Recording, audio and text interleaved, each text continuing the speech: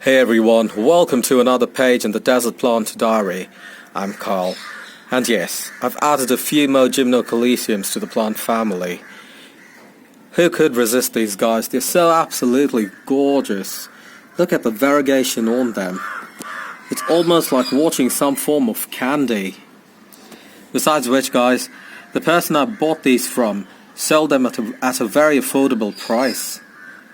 So let's get started, guys. So the first one I've got is this beauty over here. So I'm not too sure of which variety of gymnocaliciums these are. So you've got one over here. It looks slightly different if you look very closely at it. Perhaps this one is a Mihanovicii variegata.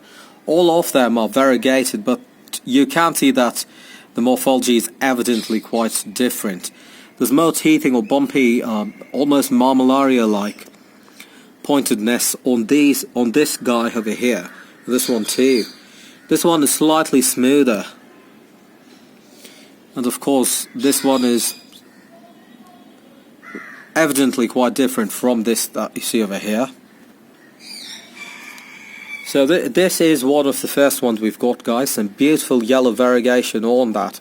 I cannot wait for this guy to grow up and be bigger, because I'm sure he's going to be quite stunning.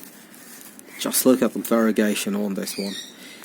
Now this seller in particular did have quite a few beautiful ones that were almost half moon, in terms of half of it being free of chlorophyll and the other half being slightly variegated. But as I've always stated, remember, it's not a good idea to pick them up, because the pups will be free of chlorophyll and will not be able to grow on their own roots. Now similar to that is this one over here. Now this one's variegation is... I'm speechless. I have absolutely no words to describe the variegation on this one. I think this is called the tiger's eye or something. Very beautiful. Now this does look slightly similar to one that featured on an earlier video, but it's quite different, guys. This one is slightly paler in color compared to the dense pink that you have on the other one, or I think people call it hot pink. This has dried quite a bit because I was very cautious with the watering. But guys, this is testament to the fact that you need to pay close attention to the climate you live in. It's not necessarily about what someone's doing on YouTube or just watching a random video.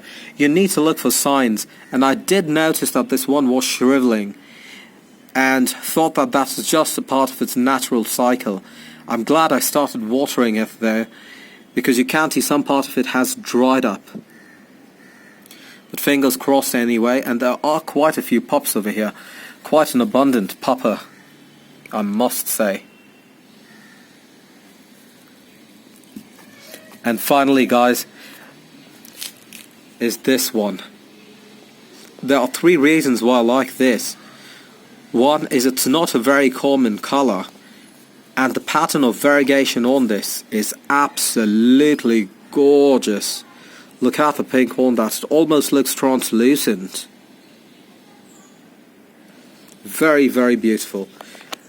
Let me try and shade that to capture its true color. That's the actual color.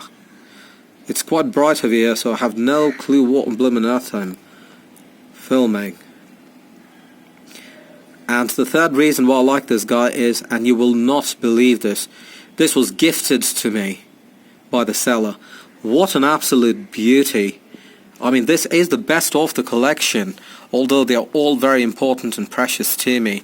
But this one is just plain spectacular.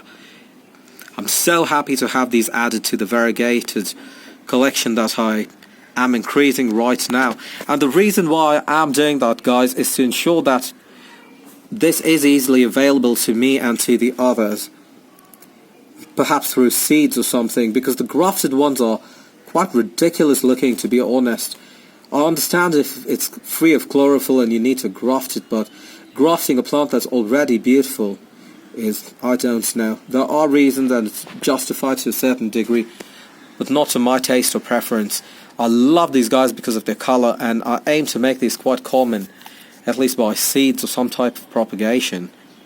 So guys, I hope you enjoyed watching this video, and by seeing this you get inspired to start or continue a collection of your own.